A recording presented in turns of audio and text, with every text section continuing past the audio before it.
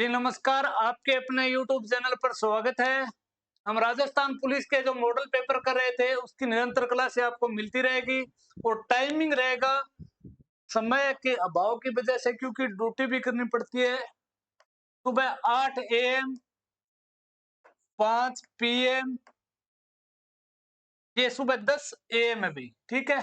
10 am, 5 PM और 8 PM, ये अपना 3 टाइमिंग है। हर दिन आपको मॉडल पेपर राजस्थान पुलिस पीछे एग्जाम में आए हुए प्रश्न है, उसके आधार पर बनाया हुआ हर दिन आपको एक मॉडल पेपर मिलेगा।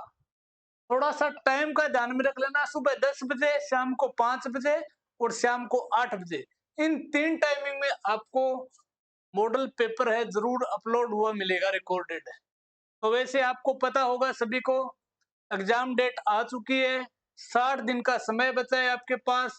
तो डेली निरंतर मेरा ये मानना है, डेली एक टेस्ट सीरीज या मॉडल पेपर सोल्व कीजिए और अपनी तैयारी को परखिए कि तैयारी कैसी है अपनी।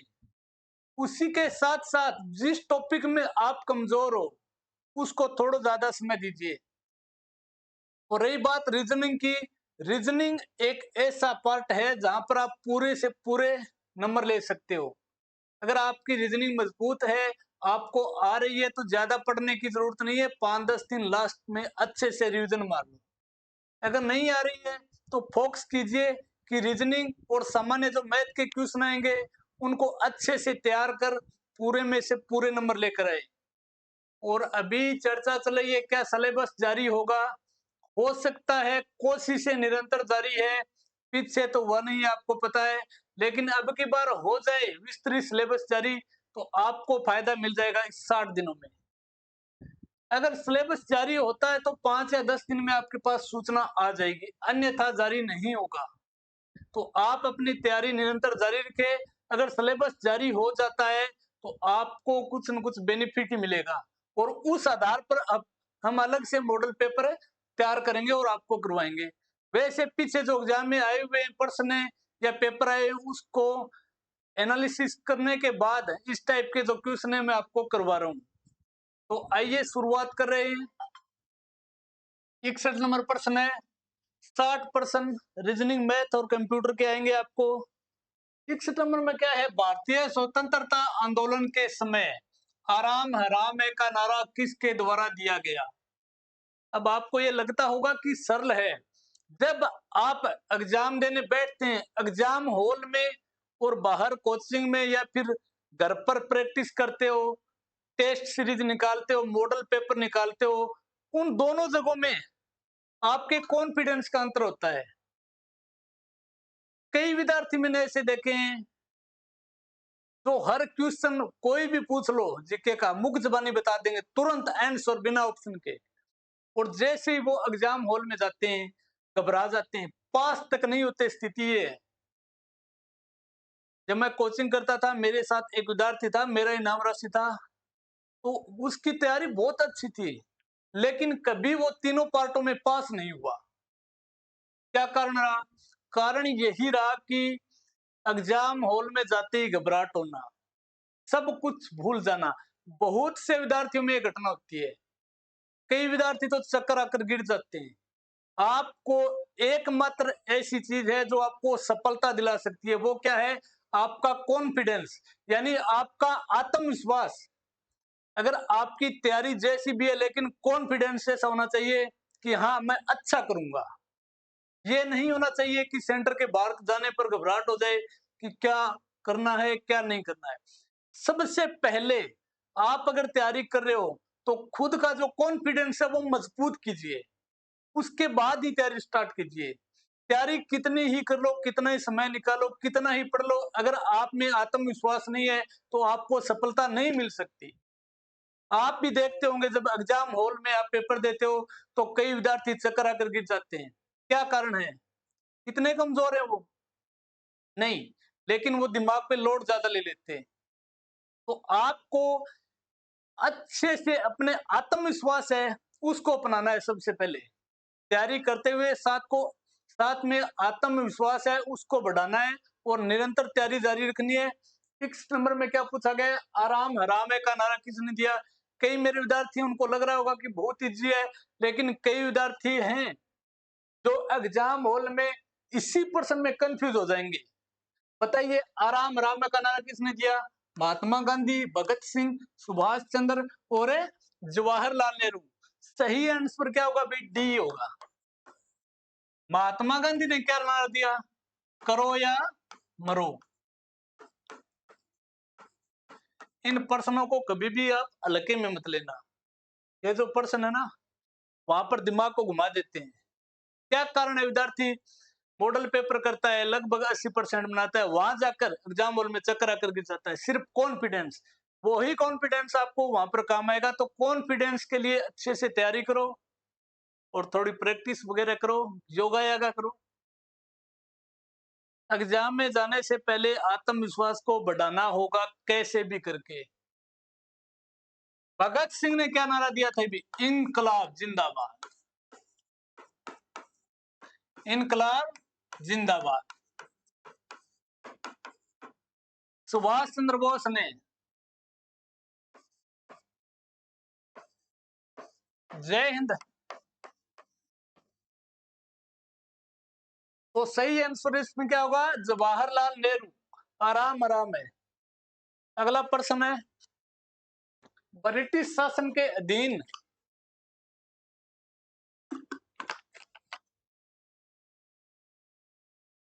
ब्रिटिश शासन के अधीन एक्ट ऑफ सेटलमेंट किस वर्ष पारित हुआ। बताइए आंसर। 1773 में, 1781 में, 1784 में, 1813 में। क्या पूछा गया है, एक्ट ऑफ ए सेटलमेंट। तो सही आंसर लॉक करेंगे हम, बी आंसर लॉक कर दीजिए। 1781 में एक्ट ऑफ ए सेटलमेंट पारित हुआ था। 1773 में रेगुलेटिंग एक्ट पारित हुआ था। ठीक है, इसकी कमियों को दूर करने के लिए ये एक्ट ऑफ सेटलमेंट 1781 में पारित हुआ। कई बार क्वेश्चन ये भी बनता है, एक्ट ऑफ सेटलमेंट क्यों पारित हुआ, किस कारण। तो 1773 में रेगुलेटिंग एक्ट पारित हुआ, उसकी कमियों को दूर करने के लिए। अगला प्रश्न, ब्रिटिश बंगाल में द्वैध शासन की स्थापना करने वाला बंगाल का गवर्नर कौन था। बताइए, Barlow, Cartier, Hastings, Robert Clive. क्या होगा आंसर, बताइए। सही आंसर होगा वारेन हेस्टिंग्स, यानी सी आंसर वो बिल्कुल सही होगा। सी आंसर वो लॉक कर दीजिए। इसमें द्वैध शासन का मतलब है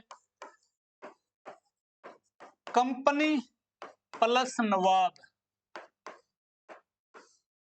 जैसे वर्तमान में भारत में द्वैध शासन है, केंद्र सरकार और राज्य सरकार, उसी प्रकार उस समय ऊपर के जो अधिकारी थे, यानी सर्वोच्च सत्ता किसके हाथों में थी, कंपनी के, और स्थानीय जो सत्ता किसके हाथ में थी, नवाब के हाथ में। दो प्रकार का शासन हो गया, इसे ही द्वैध शासन बोलते थे। बंगाल में जब द्वैध शासन शुरू हुआ, उसमें गवर्नर कौन था, Warren Hastings. C answer lock. अगला प्रश्न 64 नंबर है, कारकोट वंश का संबंध या शासन कौन से क्षेत्र में था। वंश कौन सा है, कारकोट। आज तक सुने होंगे थे, कौन सुना नहीं, आज देख लो। उज्जैन, कश्मीर, लखनौती, बुंदेलखंड। सही आंसर लॉक करो। सही आंसर होगा बी, कश्मीर। ये जो कारकोट वंश है, 7वीं शताब्दी में कश्मीर में इसका शासन था भाई। कब था, 7वीं शताब्दी में। अगला प्रश्न, भारतीय कला संस्कृति में पंचायतन शब्द का उल्लेख किस विषय के संदर्भ में मिलता है। भारतीय कला संस्कृति है, उसमें पंचायतन जो शब्द है उसका उल्लेख किस विषय के संदर्भ में मिलता है? बताइए। चित्रकला में, मूर्तिकला में, मंदिर कला में, वस्त्र निर्माण कला में। सही आंसर क्या होगा? सी लॉक कर दीजिए, मंदिर कला में। ये पंचायतन शैली होती है, ये मंदिरों में होती है। जैसे ओले, ये मेन मंदिर है, ठीक है। और इसके चारों कोनों पर जो छोटे छोटे मंदिर होते हैं उसको पंचायतन शैली कहते हैं, जैसे खजुराहो के मंदिर। अगला क्वेश्चन है, डायोनियस किस भारतीय शासक के राज दरबार में आया था? बताइए।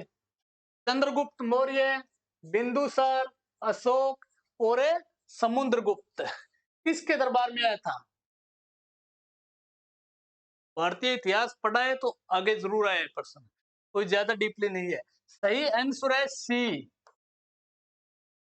सम्राट अशोक के दरबार में आया था। कौन भी? डायोनियस, यूनानी राजदूत था ये। अगला प्रश्न है, प्रमुख शास्त्रीय नृत्य कथकली का संबंध किस राज्य से है? कथकली का नृत्य संबंध कौन से राज्य से है? बताइए। आंध्र प्रदेश, केरल, राजस्थान, तमिलनाडु। सही आंसर बताइए।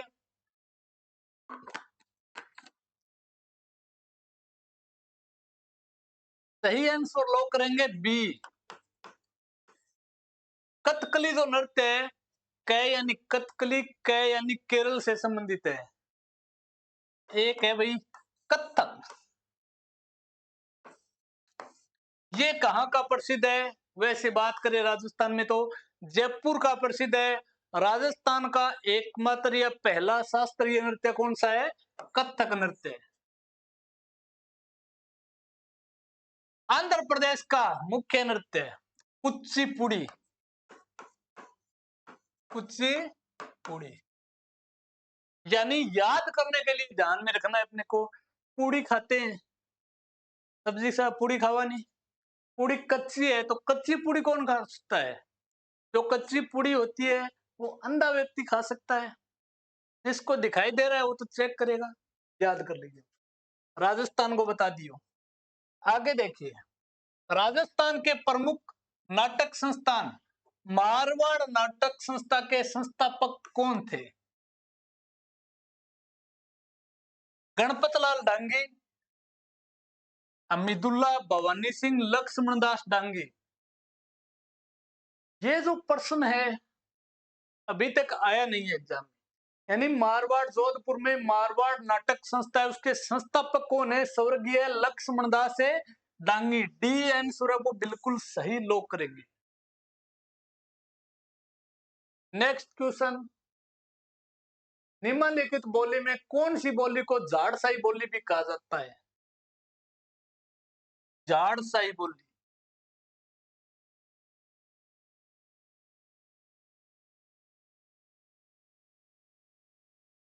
ये राजस्थान हो गया। ये झाड़साई बोली यहाँ पर बोली जाती है। जयपुर जिले में खासकर इसके उत्तरी भाग को छोड़कर संपूर्ण जयपुर में झाड़साई या इसे ढूंढाड़ी बोली भी कहते हैं। तो सही आंसर क्या होगा? सी, ढूंढाड़ी। इसी का दूसरा नाम है ढूंढाड़ी बोली। यानी झाड़साई बोली तो बहुत ही कम गाइडों में आपको ना मिलेगा, लेकिन मेन जो नाम है ढूंढाड़ी बोली किस क्षेत्र में बोली जाती है? टोंक, संपूर्ण जयपुर में, उत्तरी जयपुर को छोड़कर। इसके अलावा थोड़ा सा क्षेत्र दौसा का आता है। अगला प्रश्न, राजस्थान की लोक गायन शैली मंगणियार शैली की प्रमुख गायिका है? जमीला बानो, गौरी देवी, अकला देवी, बन्नो बेगम। प्रिंट गलत कर दिया क्या? बताइए भाई, सही आंसर क्या होगा? गायन शैली है मंगणियार शैली की प्रमुख गायिका गौरी देवी। मांड गायिका है क्या? मांड है गायिका। जमीला भी मांड गायिका। बन्नो बेगम ये भी मांडगाई का है, ये तीनों है वो मांडगाई का है। तो सही आंसर क्या होगा? अकला देवी है वो मंगलयार मंगनियार शैली की प्रमुख गायिका है। क्या नाम है? अकला देवी। बहुत कम सुना होगा आपने। बाकी जो तीनों हैं वो मांड गायिका से संबंधित हैं। राजस्थान में 1857 की क्रांति के समय नीमच छावनी में विद्रोह कब हुआ? ये आपको पता होना चाहिए। 1857 की क्रांति के समय राजस्थान में कुल कितनी छावनियां थी? 6। कुल कितनी भी? 6। एनी ने मेरा ब्याह नहीं देखा। ये ट्रिक तो अमूमन आपने पढ़ी होगी। जब मैं कोचिंग करता था तो मैंने उस समय ये ट्रिक पढ़ी थी। एरिनपुरा, नीमच, नया यानी नसीराबाद, ब्यावर, देवली और खेरवाड़ा, 6 होगी। तो इसमें पूछा गया है नीमच वर्तमान में एमपी में पड़ता है। क्वेश्चन इस टाइप से भी बन सकता है कि नीमच छावनी वर्तमान में मध्य प्रदेश में है। उस समय कौन से क्षेत्र में आती थी? राजस्थान में। नीमच छावनी में विद्रोह कब हुआ? 29 मई 1857 को, 3 जून 1857, 15 जून 1857, 5 मई 1857। सही आंसर लॉक कर दीजिए बी, 3 जून 1857 को नीमच में विद्रोह हुआ। राजस्थान में 1857 की क्रांति की शुरुआत कब होती है? 28 मई 1857 को। और भारत में 10 मई 1857 को। भारत में 1857 की क्रांति की शुरुआत कहां से होती है? मेरठ छावनी से। और राजस्थान में नसीराबाद छावनी से। 15 जून को कोटा में विद्रोह होता है। 1857 की क्रांति के समय 15 जून को कोटा में विद्रोह होता है। किसके नेतृत्व में? जयदयाल खां जयदयाल खान और मेहराब खां के नेतृत्व में। अगला प्रश्न, राजस्थान के एकीकरण के किस चरण को भरत राजस्थान के नाम से जाना जाता है? पहले चरण को किस नाम से जाना जाता है? मत्स्य संघ। दूसरे चरण को पूर्व राजस्थान या राजस्थान संघ बोल सकते हैं। तीसरे चरण को संयुक्त राजस्थान। चौथे चरण को भरत राजस्थान। यानी सी आंसर लो कर दीजिए। चारों याद हो गया कि संत सभा के संस्थापक के रूप में किसे जाना जाता है? बहुत इजी प्रश्न है, बताइए।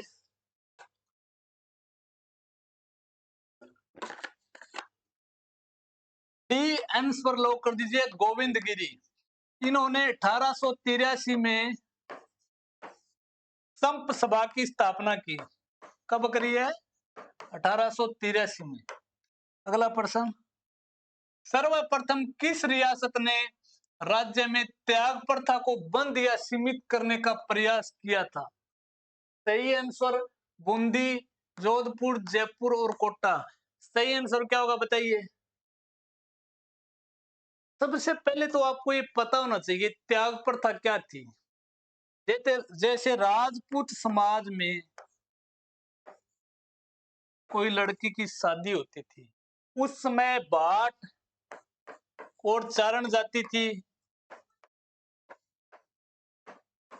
वो मुंह मांगी दान दक्षिणा लेती थी, उसको त्याग प्रथा कहते थे। जोधपुर रियासत में 1841 में इस रियासत को सर्वप्रथम बंद कर दिया गया था। यानी मारवाड़ या फिर जोधपुर रियासत बोल सकते हैं। अगला प्रश्न, पूर्व मिसल, लाटा, बाह, पसाव, तजीम आदि राजस्थान में जाने जाते हैं आभूषणों के रूप में, वस्त्रों के रूप में, रियासती लागबा के रूप में, मृत्यु की रस्मों के रूप में। बाकी थारा पढ़ेड़ा है या नहीं पढ़ेड़ा है? लट्टा जरूर पढ़े हो। लट्टा और कुंता क्या है? बार बार आता है ये प्रश्न। क्या है भाई? राजस्थान में लगने वाले कर या फिर इसे लाग बाग बोल सकते हैं। सी आंसर बिल्कुल सही होगा। ग्रासिया समुदाय में मृत्यु भोज या परिवारजन की मृत्यु पर दिया जाने वाला भोज किस नाम से पुकारा जाता है? ग्रासिया जनजाति सर्वाधिक किस जिले में है? सिरोही जिले में। वहां पर परिवार में ग्रासिया जनजाति के किसी व्यक्ति की मृत्यु हो जाती है तो उस भोजन को क्या कहते हैं? मेक, दापा, जवेरा या बयोरी। 79% में क्या होगा बताइए?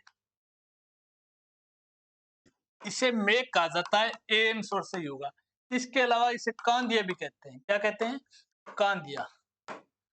अपने क्षेत्र में कांदिया किसे बोलते हैं? तो कंधे देते हैं 4 व्यक्ति, उसको कांदिया कहते हैं। इनमें जब परिवारजन की मृत्यु हो जाती है उसको भोजन दिया जाता है, कांदिया या फिर मेक कहा जाता है। हिंदुओं के किस त्योहार को नारियल पूर्णिमा या सत्य पूर्णिमा भी कहा जाता है? बताओ। बताओ उनसे। ये देखो, हिंदुओं और सबसे पवित्र त्योहार है भाई बहन का। अब बता दो। रक्षाबंधन। डी आंसर बिल्कुल सही होगा। श्रावण पूर्णिमा को, श्रावण पूर्णिमा को रक्षाबंधन का त्योहार मनाया जाता है। इसे नारियल पूर्णिमा या सत्य पूर्णिमा भी कहते हैं। काला और बाला के देवता के रूप में किस देवता की पूजा की जाती है? काला और बाला के देवता या फिर सर्प के देवता? देवनारायण जी, रामदेव जी, पप्पू जी, तेजा जी। सही आंसर होगा डी। तेजा जी को काला या बाला के देवता, इसके अलावा इसको सर्प के देवता भी कहा जाता है, गोरक्षक भी कहा जाता है। संत जोशनाथ का जन्म राज्य के किस जिले में हुआ? जयपुर, अलवर, बीकानेर, सीकर। बताओ भाई। लॉक कर दो। सी आंसर कतरियासर में। कहां पर है? कतरियासर में 1482 ईस्वी में जसनाथ जी का जन्म जाट परिवार में हुआ था। राव भिक्का द्वारा बीकानेर नगर की स्थापना किस वर्ष की गई?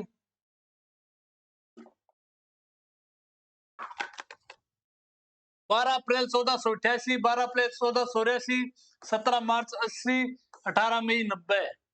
सबसे पहले आपको ये पता भी होना चाहिए कि राव भिक्का है किसके पुत्र थे? राव भिक्का, ये राव जोधा जो मारवाड़ के शासक थे उसके पुत्र थे राव जोधा।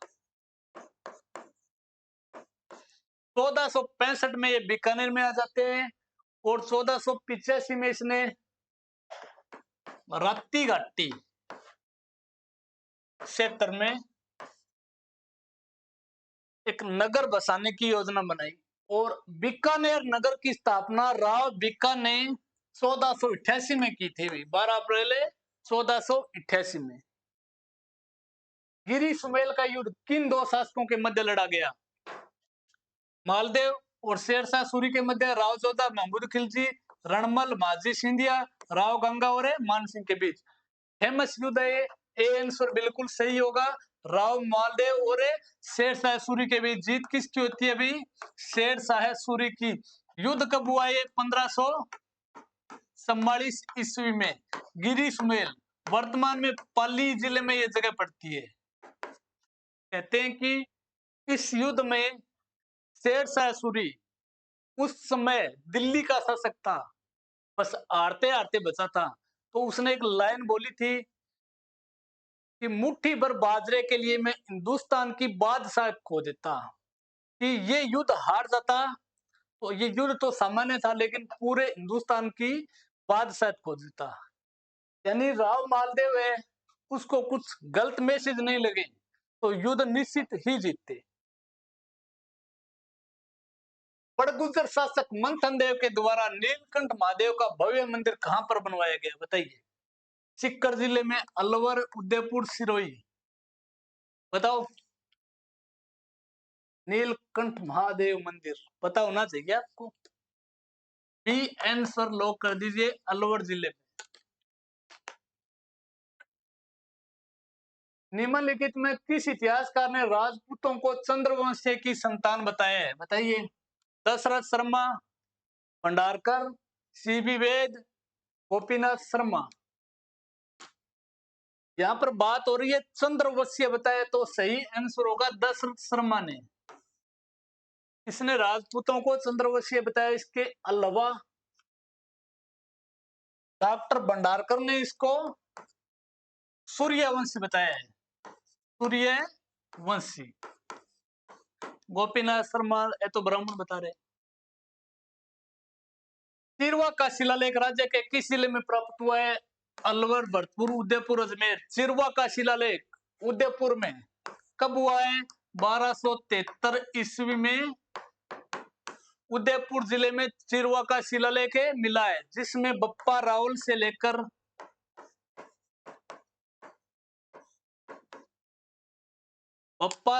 से लेकर और महाराणा प्रताप या नहीं महाराणा प्रताप तक की वंशावली का वर्णन है शायद तक, ये कंफ्यूज है थोड़ा सा, बाकी ये ध्यान में रख लेना। 1273 ईस्वी में मिला। चिरवा का अभिलेख किस जिले मिला? उदयपुर में। कौन सी सभ्यता को प्राचीन भारत का टाटा नगर कहते हैं? तिलवाड़ा, नगर, सुनारी, रेड। बताइए सही आंसर क्या होगा? रेड सभ्यता, डी। ये किस जिले में भाई? टोंक में।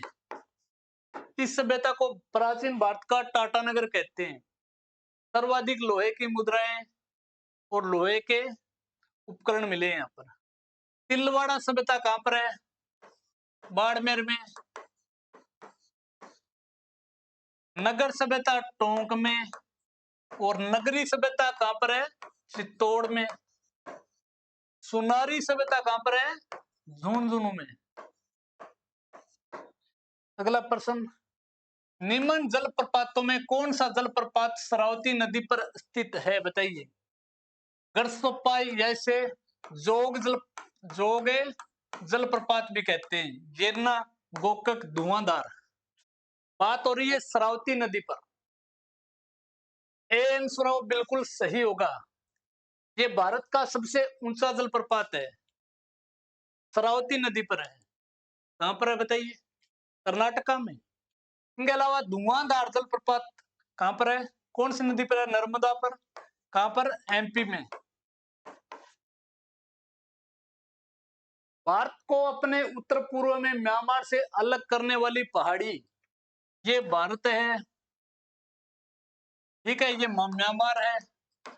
इसको जो अलग करता है म्यांमार से भारत, जो पहाड़ी है, उसका क्या नाम है? पालनी, कार्डम, नीलगिरी, पटकाई। सही आंसर होगा पटकाई, डी आंसर हो, लॉक कर दीजिए। नीलगिरी पहाड़ी कहां पर है भाई? तमिलनाडु में, जो भारत को दो भागों में बांटती है, पूर्व और पश्चिमी भाग में। वायुमंडल में ओजोन का विघटन या फिर ह्रास वायुमंडल की किस परत में होता है? बताइए। समताप मंडल में, मध्य मंडल में, क्षोभमंडल में, ब्रह्मंडल में। तो नीचे नीचे होता है ना, उसको बोलते हैं क्षोभमंडल, क्षोभ मंडल। इसकी लगभग ऊंचाई है 18 किलोमीटर। इसके बीच में जो सीमा बनती है उसको बोलते हैं क्षोभ सीमा, और इसके ऊपर है समताप मंडल, समताप मंडल। ये जो मंडल है, तो ओजोन परत है ना, उससे आने वाली किरणों से हमारी रक्षा कौन सा मंडल करता है? समताप मंडल। इसमें पूछा गया है ओजोन का विघटन या ह्रास किस परत से होता है? समताप मंडल है, ए आंसर बिल्कुल है सही होगा। अगला है स्लेट चट्टान किस प्रकार की चट्टान का प्रकार है? अवसादी, कायांतरित, आग्नेय, उपयुक्त में से कोई नहीं। चट्टानें कितने प्रकार की होती हैं? 3 प्रकार की, आग्नेय, अवसादी और कायांतरित। तो सही आंसर क्या होगा? बी, अवसादी चट्टान, स्लेट चट्टान है वो। और भाई कायांतरित है, कोयांतरित नहीं, बी है। जैसे हीरा इसका उदाहरण है, यानी कोयला काफी समय बाद हीरे में बदल जाता है, तो कौन सा होगा भाई? कौन सी चट्टान होगी? कायांतरित है, जो अपना रूप बदल लेती है। पृथ्वी की आंतरिक संरचना का अध्ययन करने में सहायक घटक है। अगर आप पृथ्वी की आंतरिक संरचना है उसका अध्ययन करेंगे तो सहायक घटक कौन सा है? चट्टानी संरचनाएं हैं, तरंगे हैं, ज्वालामुखी अलावा उपयुक्त सभी। तो इसमें डी होगा मित्रों, डी आंसर उपयुक्त है सभी। और तो को नहीं हो रहे होगे 30 मिनट। चलो 5-4 मिनट का और है। निम्नलिखित ग्रहों में सूर्य का सबसे नजदीकी ग्रह कौन सा है? अब बना दूं लो जी, ये सूर्य है, ये हो गया बुध, शुक्र, पृथ्वी, मंगल, बृहस्पति, शनि, अरुण और वरुण। इसमें पूछा है सूर्य का नजदीकी ग्रह तो पृथ्वी, शुक्र, मंगल, शनि। अगर बात करें ऑप्शन में बुध नहीं है तो प्रश्न शानदार बना है, तो बी ऑप्शन है वो सही होगा। अगर बुध होता तो वो नजदीकी होता। अगर इन ऑप्शनों में अगर बात करें तो नजदीकी कौन सा है? शुक्र। अब ये देखिए, बुध, शुक्र, पृथ्वी, मंगल, ये 4 ग्रह आंतरिक ग्रह हैं। बृहस्पति, शनि, अरुण, वरुण, ये 12 ग्रह यानी बाहरी साइड के। राजस्थान की पूर्वतम स्थिति को दर्शाने वाला गांव कौन सा है? कोणा, कटरा, सिलाना, बोरकुंडा। कोणा, कटरा, सिलाना और बोरकुंडा। पूछा क्या गया है? पूर्वतम, पश्चिम पूर्वतम, तो सी आंसर बिल्कुल सही होगा, सिलाना गांव। राजस्थान राज्य की पश्चिम से पूर्व विस्तार की माप क्या है? ये राजस्थान मित्रों, ये राजस्थान हो गया। पश्चिम और पूर्व आपको पता होना चाहिए। उत्तर, दक्षिण, ये है 826, ये है 869। तो बी आंसर लॉक कर दीजिए 869। उत्तर दक्षिणी पूछे 826, दोनों में अंतर पूछे तो 43 किलोमीटर।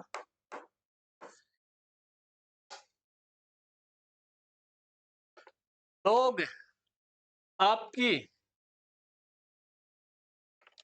लोग आपके प्रशंसक है, ये क्या है? आपकी योग्यता है। और लोग आपसे जलते हैं, ये आपका जलवा है। तो तैयारी कीजिए अच्छे से, बढ़िया वाली। 2 मिनट का टाइम और लगेगा। राजस्थान की आंतरिक जल प्रवाह की नदियों में सम्मिलित नहीं है। माही, पश्चिमी बनास, मेंथा, लूनी। बताओ भी। राजस्थान की आंतरिक प्रवाह यानी जो राजस्थान से निकलती है और राजस्थान में लुप्त हो जाती है, उसको आंतरिक प्रवाह की नदी बोलते हैं। माही, पश्चिमी बनास, मेंथा या फिर लूनी। तो सही आंसर होगा ए। क्या होगा? ए। माही नदी है, कौन से राज्य में बहती है? राजस्थान के साथ साथ गुजरात में बहती है। अगले प्रश्न में क्या पूछा है? अरावली पर्वत की राजस्थान में लंबाई तथा अरावली पर्वतमाला की कुल लंबाई है। सबसे पहले तो पूछा गया है कि अरावली की कुल लंबाई कितनी है, कुल लंबाई। उसके बाद में राजस्थान में अरावली की कुल लंबाई कितनी है। कुल लंबाई की बात करेंगे 692 किलोमीटर, और राजस्थान में अरावली की बात करें तो 550 किलोमीटर। अब सही ऑप्शन चूज करो। राजस्थान में लंबाई 550, कुल लंबाई 692 किलोमीटर। सी आंसर लॉक कर दीजिए। अगर पूछ लिया जाए कि अरावली की कुल लंबाई की राजस्थान में कितने प्रतिशत है, तो लगभग 80% राजस्थान कवर करता है। नेक्स्ट, राजस्थान के कुल क्षेत्रफल में लगभग कितने प्रतिशत भाग पर दक्षिणी पूर्वी पठारी भाग का विस्तार है? आपको ये पता होना चाहिए कि राजस्थान को कितने भौतिक प्रदेशों में बांटा गया है? 4। भारत को 5। ये है मरुस्थलीय प्रदेश, ये अरावली, ये पूर्वी मैदानी, ये आड़ोती प्रदेश भी बोलते हैं इसको, दक्षिणी पूर्वी पठार भी बोलते हैं। किसका पूछा गया है? क्या पूछा गया है? क्षेत्रफल। 61.11, 9%, 23%, 6.89, लगभग ऑप्शन में बताइए। 9, 13, 7, 18। तो गुरुजी 6.89 तो को नहीं, बिल्कुल नहीं है, लगभग पूछा गया, तो सी आंसर है वो लॉक कर दीजिए। 2011 की जनगणना के अनुसार राजस्थान का सर्वाधिक जनसंख्या वाला जिला कौन सा है? नागौर, अलवर, जोधपुर, जयपुर। ये तो पता ही है आपको, डी आंसर सही होगा जयपुर, उसके बाद में जोधपुर, उसके बाद में नागौर। नेक्स्ट, राजस्थान की किस वनस्पति को रेगिस्तान का कल्प वृक्ष कहते हैं? कौन सी वनस्पति है जिसको रेगिस्तान का कल्प वृक्ष कहते हैं? खेजड़ी, रोइडा, सेवण घास, दामन, बताओ।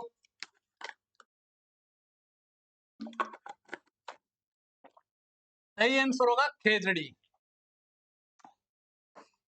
खेजड़ी के फल को क्या कहते हैं? सांगरी। खेजड़ी के चारे को क्या कहते हैं? लूं।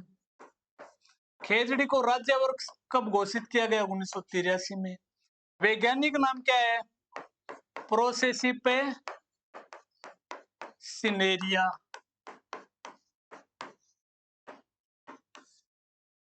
ठीक है, आज का लास्ट प्रश्न, राजस्थान का कौन सा वन्य जीव अभयारण्य काले हिरणों के लिए प्रसिद्ध है? रामसागर वन विहार, केसर विहार, ताल छापर, वो तो बता दो। काले हिरणों के लिए ताल छापर जो कि चूरू में है, वो काले हिरणों के लिए प्रसिद्ध है, डी आंसर सही होगा। इसके अलावा रामसागर वन, केसर, ये तीनों अभयारण्य कहां पर हैं? धौलपुर में। तो बताइए कमेंट में कैसी लगी क्लास। चैनल को लाइक, सब्सक्राइब एंड शेयर जरूर कीजिए। Thank you.